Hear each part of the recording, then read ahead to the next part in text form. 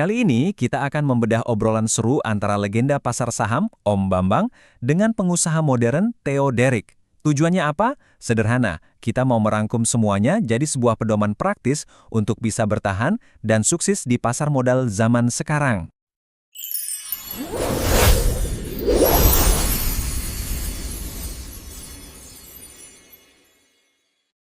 Oke, kita mulai dari sini ya.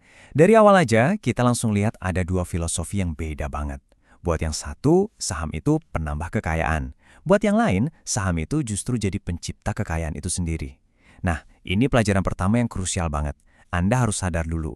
Anda ini mau menumbuhkan kekayaan yang sudah ada, atau mau menciptakan kekayaan dari nol di pasar saham.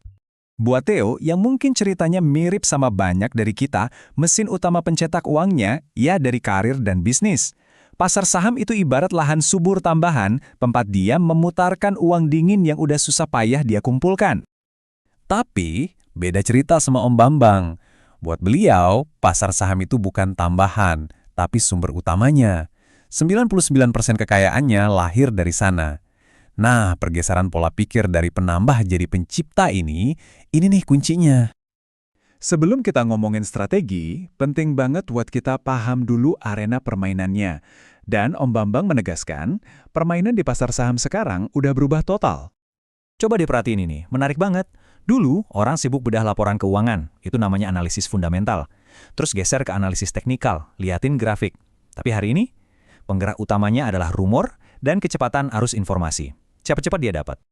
Ini pengakuan yang, wow, jujur banget ya. Dari seorang veteran 36 tahun, dia sadar cara lama yang hati-hati udah nggak relevan. Justru yang dianggap bodoh atau nekat malah bisa cuan lebih gede. Ini bukti kalau adaptasi itu bukan pilihan lagi, tapi keharusan. Jadi intinya begini, realitas pasar sekarang itu, keuntungan terbesarnya seringkali bukan di saham blue chip yang aman dan terkenal, tapi justru di saham-saham gorengan yang pergerakannya liar. Kalau kita nggak mau adaptasi ke sana, ya kita bakal ketinggalan kereta. Peluang besar lewat begitu aja. Nah, ini contoh nyatanya dari Theo.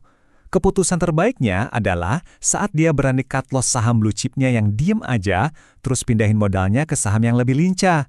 Hasilnya, kerugiannya ketutup, bahkan jadi untung cuma dalam sebulan.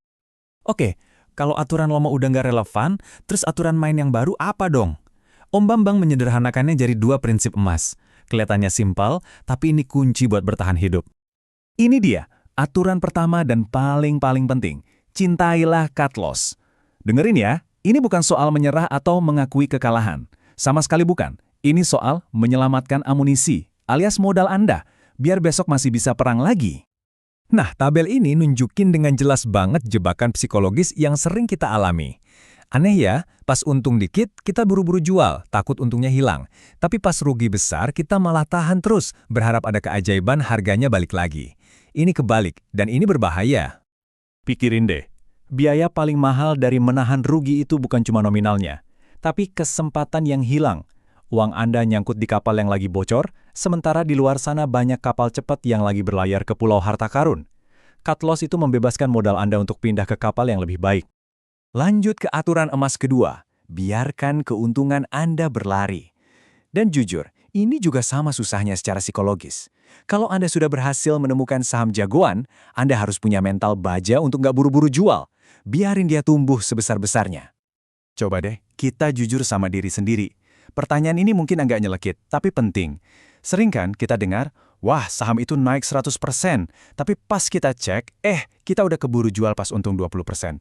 Sahamnya jadi beggar, tapi portofolio kita enggak. Sayang banget kan? Kenapa dua aturan tadi penting banget? Karena di pasar modal, badai itu bukan pertanyaan kalau, tapi kapan datangnya. Itu sebuah kepastian. Dan Om Bambang belajar ini dengan cara yang paling keras, jatuh, bangkrut, dan kehilangan semuanya. Berkali-kali. Coba kita mundur sedikit ke tahun 1998 pas krisis moneter Asia. Semua kesuksesan awal Om Bambang, rumah, mobil Mercy, gaya hidup enak, semuanya lenyap dalam sekejap. Habis. Pelajaran pertama yang dia dapat, kesombongan. Gampang banget merasa jadi jenius waktu pasar lagi naik. Semua yang dibeli ikut naik.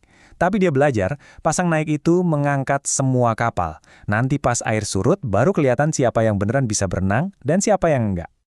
Pelajaran kedua, dan ini lebih perih lagi, kepercayaan buta. Dia rugi besar karena lebih percaya info valid dari teman daripada sama disiplin cut loss-nya sendiri. Ingat, info sebagus apapun bisa jadi racun mematikan kalau sampai bikin kita melanggar aturan utama kita. Oke, fast forward 10 tahun kemudian, dia berhasil bangkit, bahkan jadi jauh lebih besar dari sebelumnya, salah satu investor terbesar di Jakarta. Lalu, badai berikutnya datang, krisis finansial global 2008.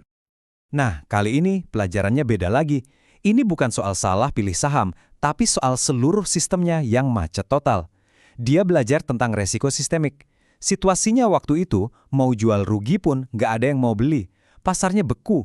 Terkadang permainannya bisa berhenti total, dan kita nggak bisa berbuat apa-apa. Oke, jadi dari semua ini, apa sih intisari yang bisa kita bawa pulang? Poin utamanya adalah, kita harus mengubah pola pikir kita. Dari yang tadinya merasa sebagai pemain, menjadi seorang pembelajar seumur hidup. Intinya, semua bermuara ke sini, membangun pola pikir seorang penyintas. Pertama, kenali diri Anda. Modalnya dari mana? Beraninya rugi berapa? Kedua, selalu siap beradaptasi, karena pasar terus berubah. Ketiga, dan ini yang paling penting, jadikan dua aturan tadi, cintai cut loss dan biarkan profit berjalan sebagai kebiasaan yang nggak bisa ditawar. Terakhir, anggap setiap kerugian itu sebagai biaya kuliah di Universitas Pasar Modal. Mahal, tapi pelajarannya sangat berharga.